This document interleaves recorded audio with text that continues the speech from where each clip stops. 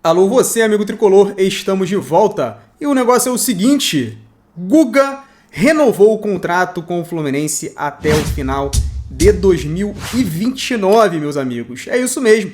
E por conta disso eu quero bater um papo aqui com vocês. Você pode gostar ou não do Guga, mas acredito que quase a totalidade das pessoas que estão por aqui consideram a passagem do Guga pelo Fluminense uma passagem ok. Campeão carioca em cima do Flamengo, campeão da Libertadores, campeão da Recopa Sul-Americana em 2024. E claro que ele não foi protagonista, mas foi importante sim em alguns momentos, fez uma boa partida contra o Flamengo na final do Campeonato Carioca, substituiu o Samuel Xavier no segundo jogo da semifinal da Libertadores contra o Internacional e ficou até famosa, né, aquela história de protocolo Guga. Sempre que acontecia alguma coisa, o Guga entrava ali e dava conta do recado. Entretanto, apesar de ter participado de momentos importantes, o Guga nunca embalou no Fluminense. Sempre foi um jogador irregular. E é isso que nós podemos esperar do Guga. É um jogador mediano. E como todo jogador mediano, ele vai oscilar bastante. Faz um jogo bom aqui, outro jogo bom ali, faz duas partidas ruins, depois volta e faz um jogo ok, depois volta e falha numa partida e o Fluminense perde. É realmente um carrossel de emoções, uma verdadeira montanha-russa.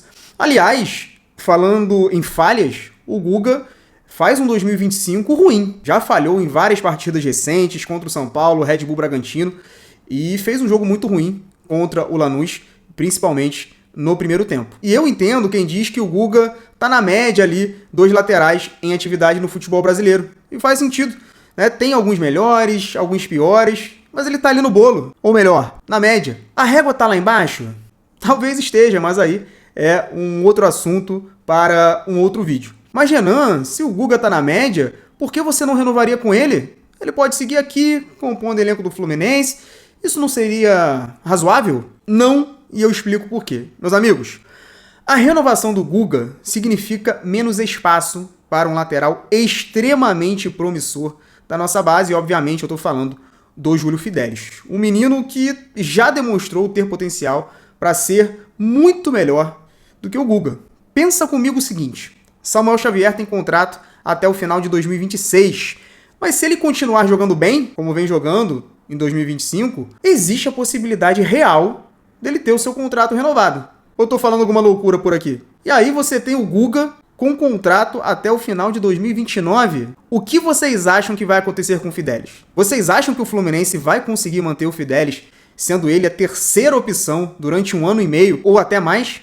Não vai rolar, né, pessoal? Fatalmente, o Júlio vai embora. Ah, mas se ele jogar bem, ele vai ter oportunidades e pode até passar à frente do Guga. Será? Pessoal, no empate contra o Bahia por 3-3, o Júlio Fidelis foi o melhor jogador em campo, disparado. E depois daquela atuação, todos nós pensamos o seguinte, depois de um jogo como esse, o moleque vai ganhar minutagem, não tem jeito. E foi o que aconteceu? O jogo contra o Bahia, pessoal, foi no dia 9/8. Sabe quando o Júlio Fidelis voltou a ter oportunidades? No dia 13/9. Ou seja, demorou aí cerca de 1 mês para ele voltar a jogar. E isso levando em consideração que o Samuel Xavier se machucou no meio do caminho, né? Então assim, não se engane. Nós sabemos como as coisas funcionam dentro do Fluminense. Portanto, meus amigos, na minha visão, a renovação do Guga é um erro.